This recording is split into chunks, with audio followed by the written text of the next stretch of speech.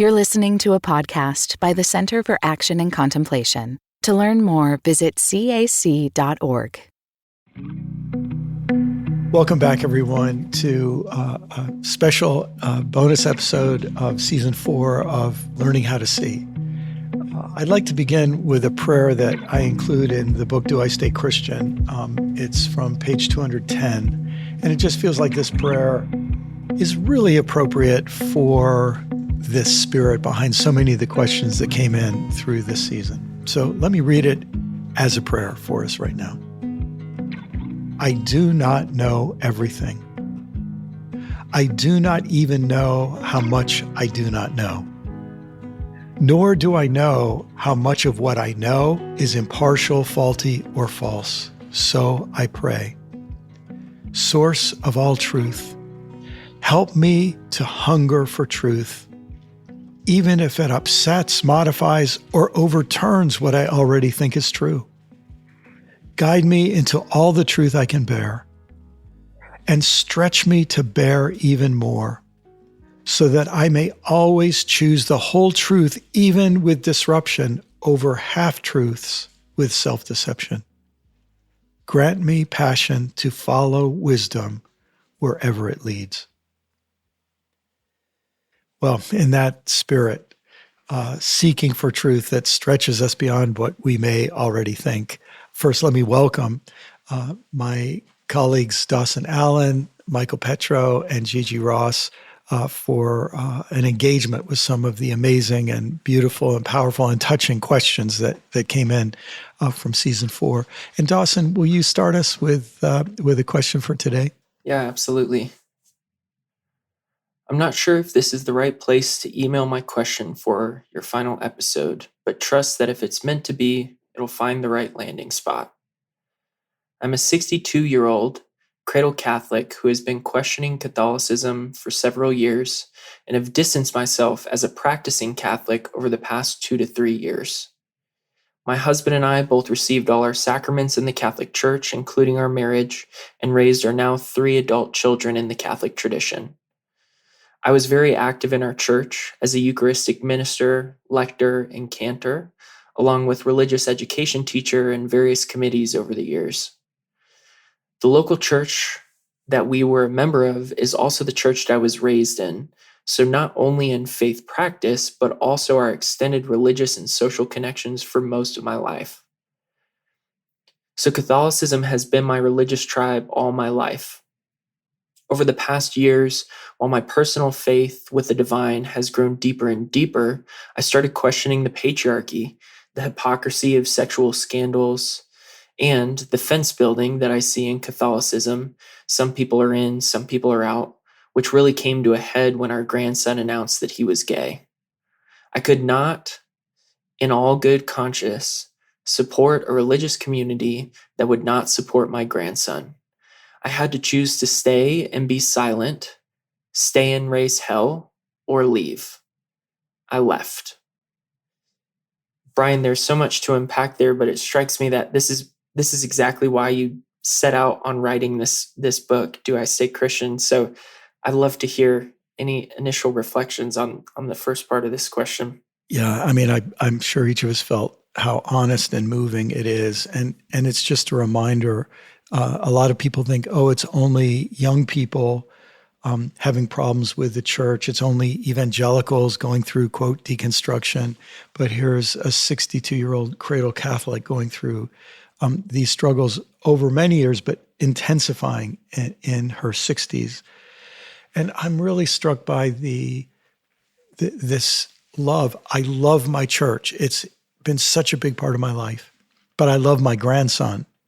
And I can't pretend to support a community that won't support my grandson. I just, the integrity and struggle of this, here's an irony. I wonder sometimes if the way the church works, whether it means to or not, is it does us our greatest favor when it brings us to the point where we have to disagree with it, where we have to say, you have raised me to be a member of a community in conversation about God, in deep thinking about God.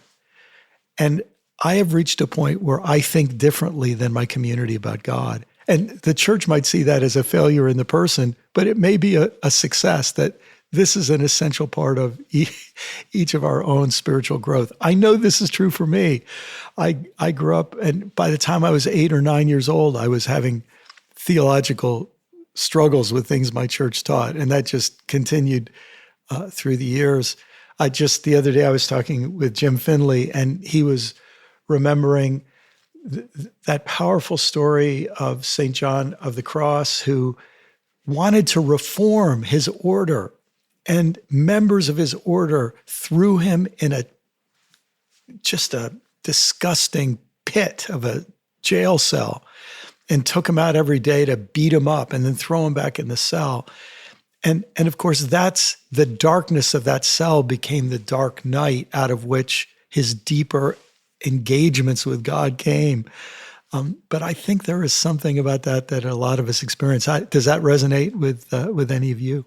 Yeah, it reminds me that in many traditional societies, there's a place where, in order to become an adult, you come to this place where you have to question. You get to question just the way you learned about how your community and reality interface spiritually. And so that's built into the society. But in the Western society, we don't do those kinds of rites of passage. And so I think in some ways are kind of stuck in that place where the question, what happens when we question something, we just get to decide what to keep and what not to keep, and we get to make it our own instead of just being what we were always spoon-fed as a child. And so it's a really adult move to question and then come to grapple and integrate with what makes sense for you. And unfortunately, there are very few churches, sort of church communities that allow that to happen. And so this questioner and many others are in that place where they are seeking to become adult believers and don't have a place in their church community that will allow them to do that. So I hear that in this question. As you say that, Gigi, I think of a young man, 31 years old or so, who stands up in his religious community and says, "You have heard it said, but I say to you." And in a sense, Jesus in that way is saying, I have permission to challenge assumptions shared by my community. And of course, that's part of the struggle, isn't it? The religion, ostensibly representing Jesus, often doesn't allow that kind of spiritual adulthood that you were just talking about. Thank God, it sometimes does. And my hope and prayer is that in the years ahead, because of people like the folks sending in these questions, this will change. There will be more of these kinds of communities that welcome people into spiritual adulthood. But right now, we live in that tension. Well, Dawson, maybe you could continue reading this question from this listener. Sure. I was also truly seeking a faith tradition that was transformational rather than transactional, one that changed people's lives. What I was experiencing was people, including me, who showed up and did what they did out of a routine and habit. Not a bad church or bad people, just not a good fit anymore. I feel like I've evolved in my spirituality, my relationship with the divine, and that the Catholic Church does not support my faith in terms of where it's at now. I don't feel ill will towards it, and if it works for others, that's fine. It just doesn't work for me anymore. At the same time, I do miss some things: the comfort of the familiar, the belonging to a tribe, and most of all, any sort of a spiritual community. I do not know where I'm going. I just know that back there is not it.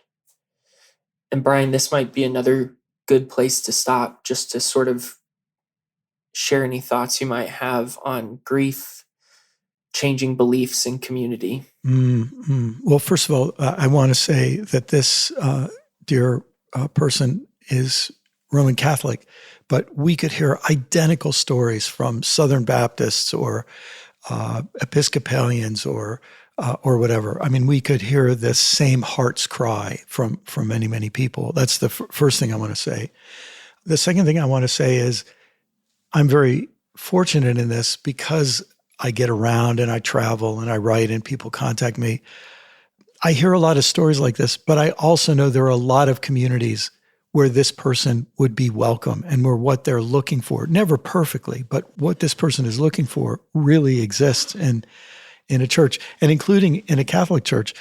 When I was a Protestant, the most open spiritual community I ever encountered was a Catholic community. So very often it has less to do with the label and more to do with just the accident of where we live and whether there is such a community that has room for us and room for us to grow, whether that's nearby. But I also sense part of what you just read to us. This is about grief, a grief that a lot of us share, and I think it's worth just pausing and taking that grief seriously. That there are communities that nurtured us, that meant the world to us, that taught us so much of what we know and made us so much of who we are. And now we don't feel we fit in those communities. Does that resonate with the three of you in any way?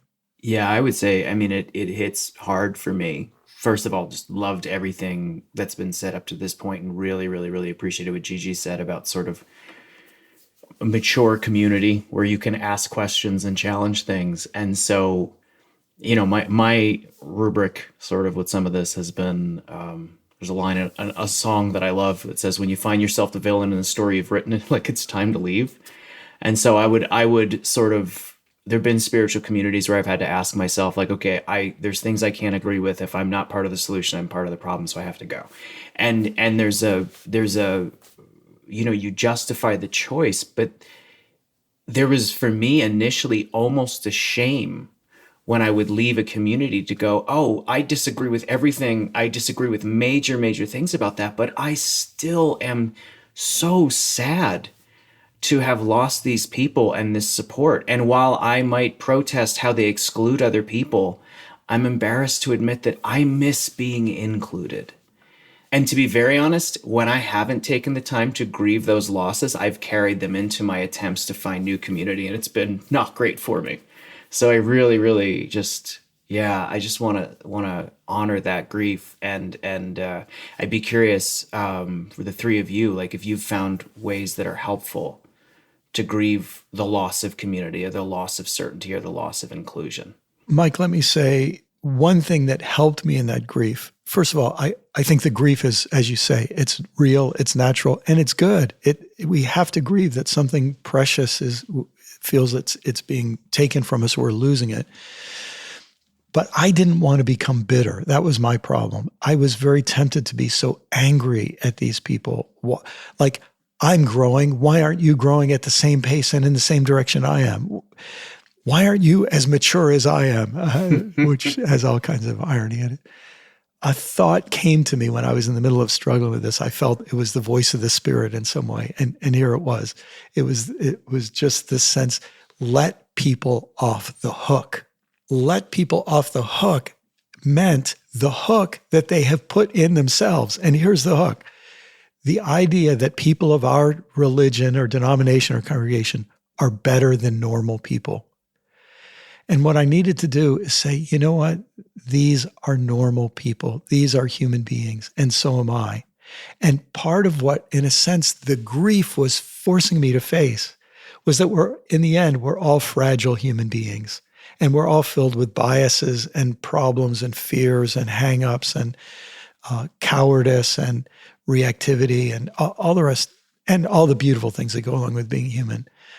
Because what I found is when Christians of my background said, we're better than everybody else, we're biblical, we're spirit-filled, we're whatever, I would hold them to that standard and be super angry and disappointed at them for acting like normal people.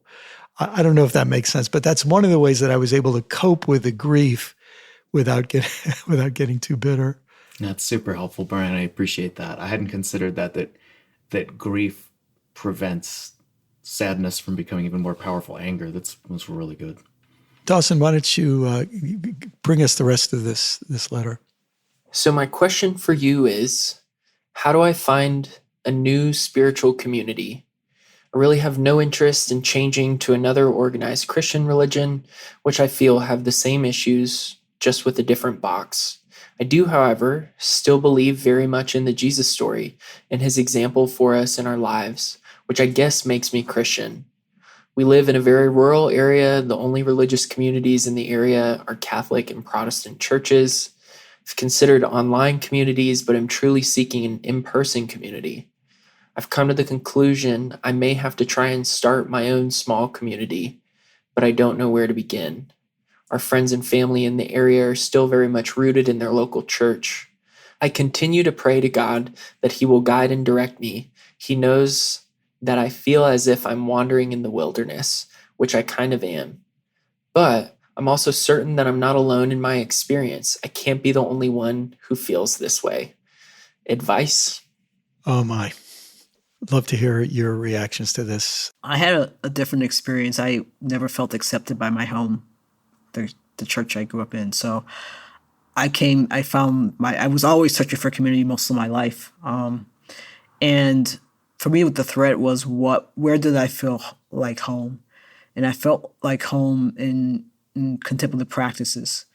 And so I looked for places where there were groups who were practicing.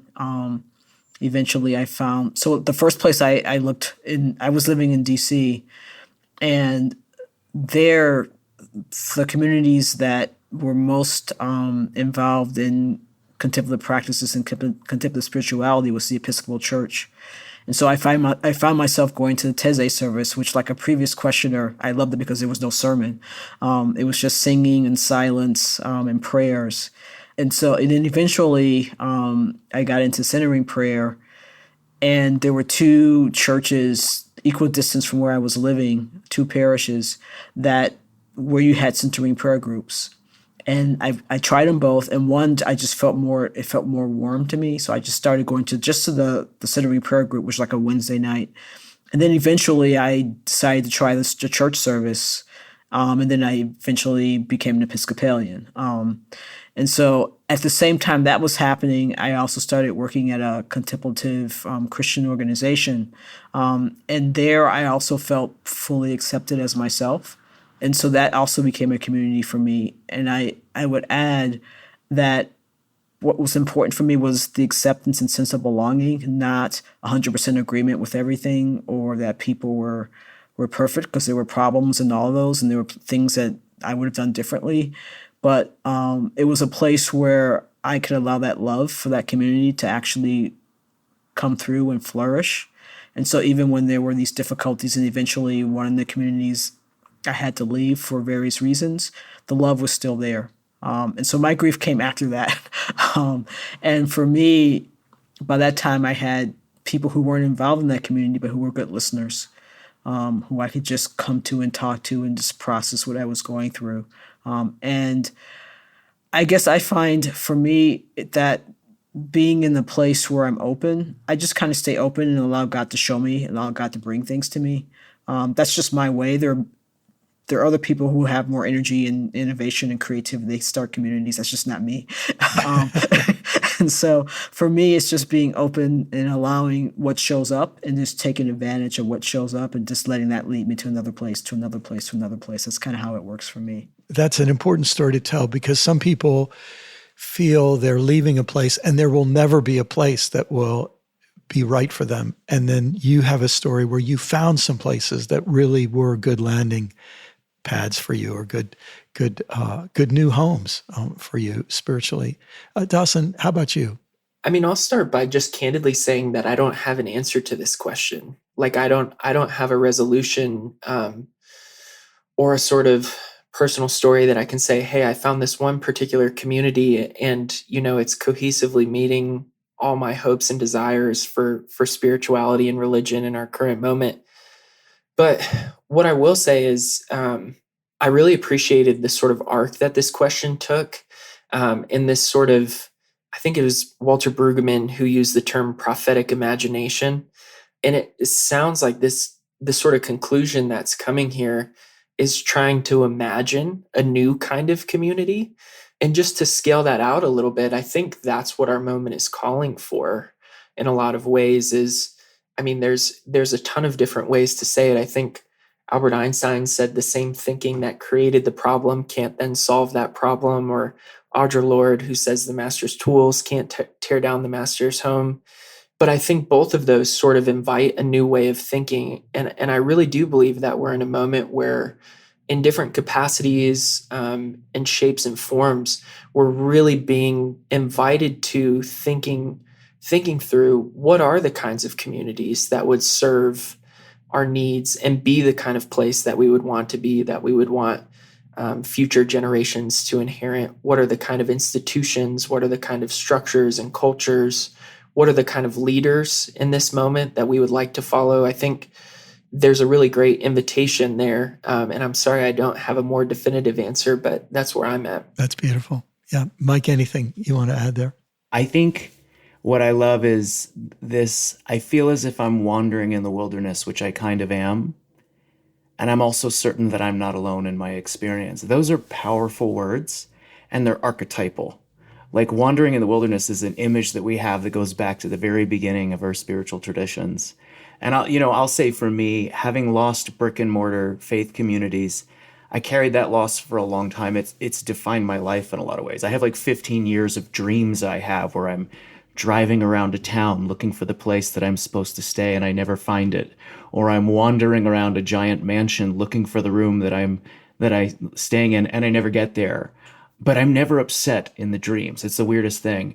And they've evolved over the course of a decade and a half to now this very pleasant kind of watching people pass through and waving and going, I'll stay here and I'll move on. And what I've come to realize is that what I find myself at home in this listener's question.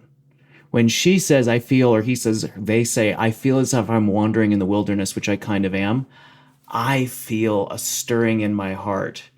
And I hear another person who's a part of the tribe of wandering exiles.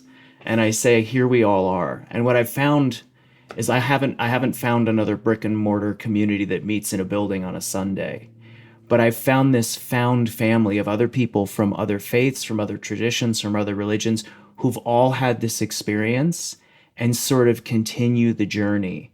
And we come in and out of each other's lives and we support each other. And for my money, the sort of alternative orthodoxy that we talk about here at the center are also so many different mystics and contemplatives and activists who are a part of this tribe of wandering exiles. And I feel that when I talk to the three of you, it makes me feel at home in my not at homeness, which I also know is a very Enneagram 4 thing to say. But sorry, that's sort of my rambling response to it. So to this person, I would say, hello, fellow traveler, stay with the journey. That's great. That's great. I have a feeling that's one of the things that podcasts are doing for people spread out in so many different places. They listen to a podcast and they think, I'm part of this conversation. This makes sense to me. I'm so glad I can eavesdrop on this because this is the conversation I need to be part of. I often think that what Martin Luther's 95 Theses that he ostensibly nailed to the door of the Wittenberg Church, that work is happening in podcasts all over the place now. And the CAC does this too through events and the Living School in many ways. I think we'd all agree a lot of people have been attracted to the Living School because they're looking for a community of people where they're allowed to ask their questions and they're allowed to think differently and they're allowed to do the things that we need to do, as Gigi said, to become adults, to become mature. I'm really also struck, we've talked about this sense of grief, and it's a reminder to us how important a tribe or an extended family, or as you said, Mike, a chosen family, how important that kind of belonging really is. There's a huge amount of psychological, empirical data that tells us that kind of belonging somewhere is super important. And between COVID and social media, we have so many people who are isolated. They might be able to find an online community that they can join, but that feeling of being physically isolated, I haven't been hugged in months. I haven't sat and had a meal with somebody in a long time. I haven't been invited to somebody's home. And it's a reminder to us of our embodiment and that hunger and that thirst for that kind of companionship, I think, is a really good thing. One of the things this question, and really this whole season of episodes of this podcast, I think have helped us see, is that if you think of it this way, tribes only survive by trust. how do I know I can trust you?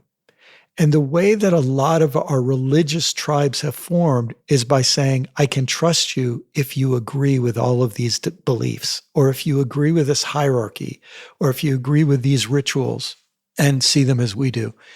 And we can trust you based on agreement.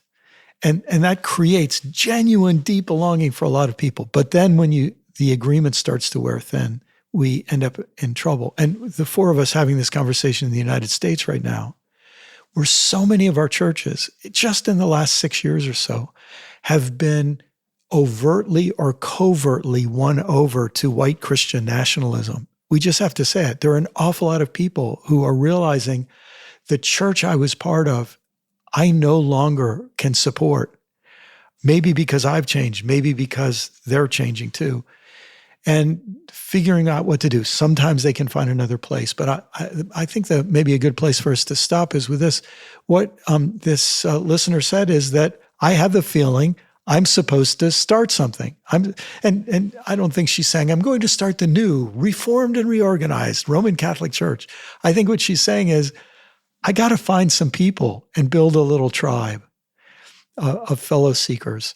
And let me just mention a handful of resources that could be helpful for people. Because I've received messages like this all the time and have for the last 20 plus years, I wrote a book some years ago called We Make the Road by Walking. And I wrote that book with 52 chapters. Each chapter can be read aloud in 10 to 12 minutes.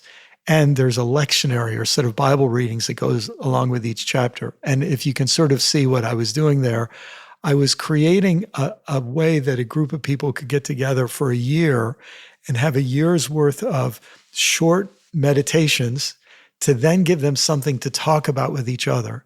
And those meditations aren't asking for agreement. In fact, one of the questions that goes along with each one of them is, what about this bothered you? And what about this do you disagree with? So the disagreement is a welcome part. It's one of the honest disagreement is one of the ground rules of the community. So that could be of use to people.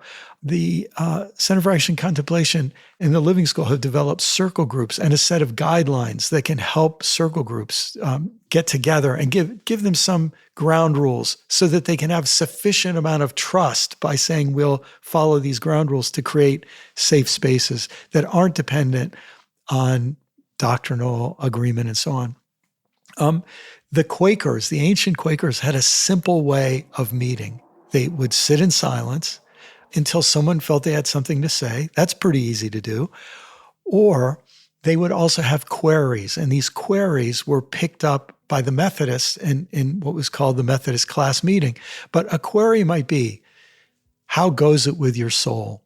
And you could get a group of 3 or 5 or 12 people together and just say, hey, let's just get together every week and talk about how goes it with your soul. Or another question might be, where have you experienced the divine? Where have you experienced God or the Spirit or something transcendent in the way someone treated you and the way you treated someone else and some experience you had in nature in quietness? It's a beautiful, simple question. You can get a group of people together and ask questions like that. I think some of you know my close friend Gareth Higgins, who started a journal called The Porch, and they're establishing porch circles. And the idea of it's so easy to get together and rock on a rocking chair on somebody's porch. Well, it should be that easy for us to come together and be community to one another. And they have a set of resources if people want to look that up online. So there are a number of ways for that to happen. And maybe in closing, I could just say, maybe now those words of Jesus make sense in a new way. Here, there was a religious institution of the temple, and there were religious congregations called synagogues. And he says to his disciples, wherever 2 or 3 of you gather in my name, which, by the way, I don't think he meant in the name of the Christian religion. I think what he meant in my name was, in my name means to carry on my work, to play the part of me. Wherever you get together to keep this thing that I'm starting going, I'll be there in the midst of you. And it only takes 2 or 3. Thanks to the Center for Action and Contemplation for all of your support for this podcast. Thanks especially to our wonderful producer, Corey Wayne, and all of his artistry and support. And a special thanks to each of you for listening, for your attention, for your care, for your interest in learning how to see. And if you found this series helpful, I hope you'll share it with someone you know and love.